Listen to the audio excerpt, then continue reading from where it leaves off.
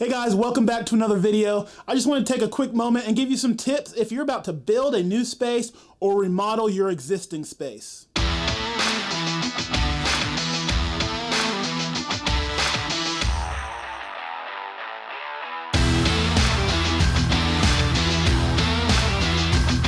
Like I talked about in a previous video, I worked for an AV installation company for a couple years, and we did a lot of work helping churches install their systems. So I did a lot of design work and picking products and all that sort of thing. But there's some important things that I found along the way that a lot of churches don't do that might help you along the way as you are planning for this remodel or this new build. A lot of times right off the bat, people forget to think about their AV company until it's too late. And then you're kind of stuck and trying to figure it out. You really need to get your AV company hired the same time that you're hiring architects or contractors, because there's things that AV companies know and need to deal with that the contractors and designers may not. A previous church that I was a part of, they had a building designed by an architect, but then when we went into the space, acoustically, it just did not sound really good. Aesthetically, it was put together really well, but they did not think about the acoustic needs of the space. So then the acoustic company had to come in numerous times to try to get things worked out appropriately, do a lot of retuning, a lot of extra work that they probably wouldn't have had to do if they had been a part of the process on the upfront.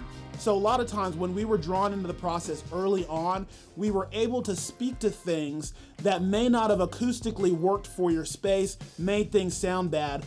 I'm sorry, if you want to put in a giant glass panel wall in your auditorium, that's gonna make for bad acoustics. There's gonna be a lot of reflections, and it might look cool and it might be a cool feature that your architect wants to do and that you and your church board might want to do, but you need to take into consideration the other pieces that go along with that space, or you're going to have a really terrible sounding room.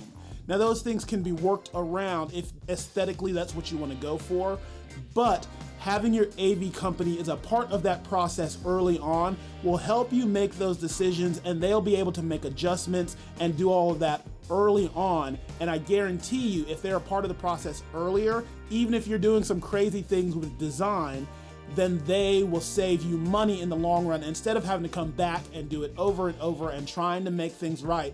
If they know on the upfront, they can work with it and put things together a lot better and a lot more organized for you. And as you're talking about that AV company, a lot of people don't budget well for it.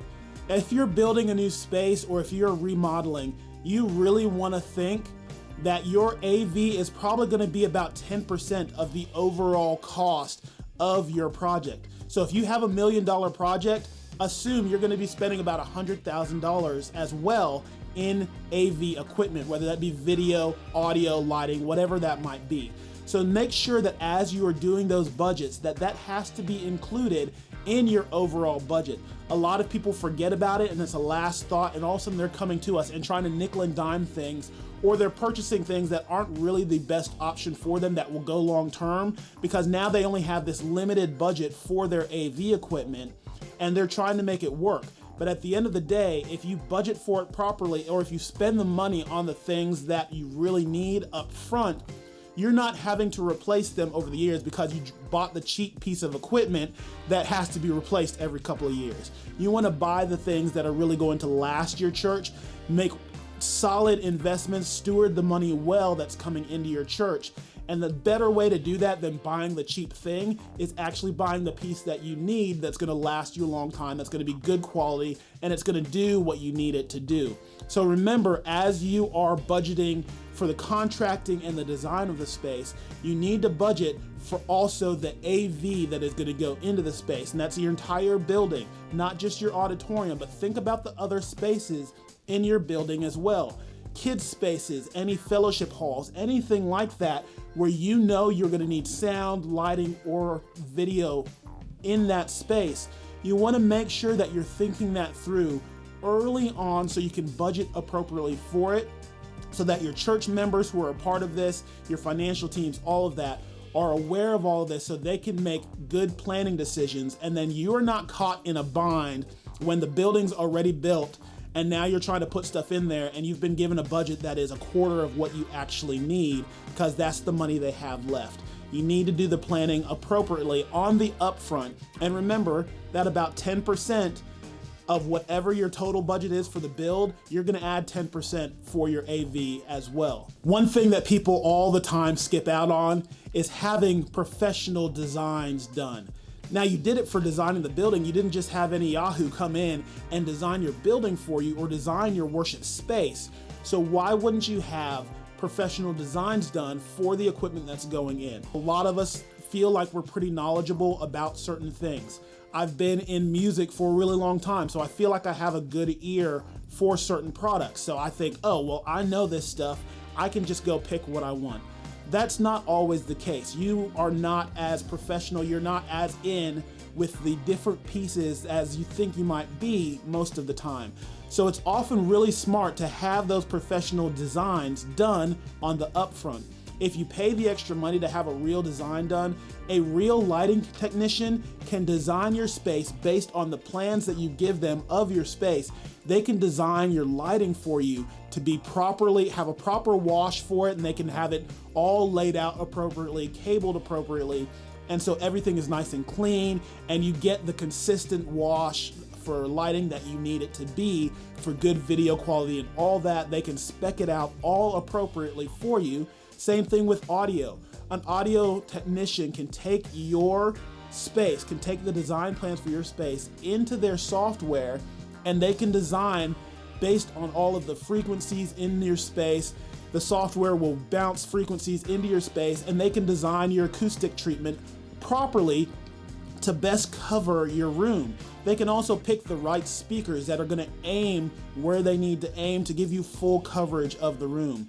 If you invest the money on the upfront for those designs, then you can come in and they'll give you multiple options, especially like speaker system designers. They'll give you options in budget ranges. We did this all the time.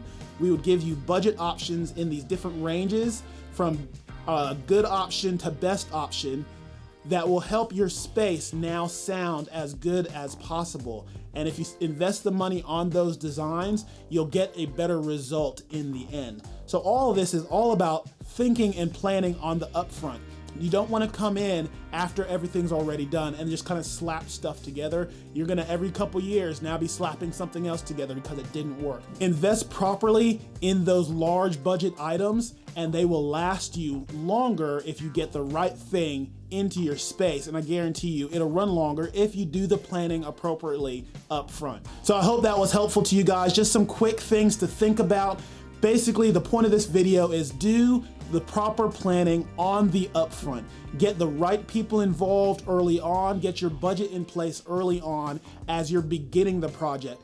Don't forget about your AV until the end of it, and then you're just kind of throwing it together. I guarantee you, if you think about it now, as you're beginning the process of the plan for the build or the redesign, that you will be happier in the long run with the results. Hope that was helpful to you guys. Hope you have a fantastic day. Do all the things that YouTube says to do. Like, subscribe, hit that notification bell, and we'll see you guys next time.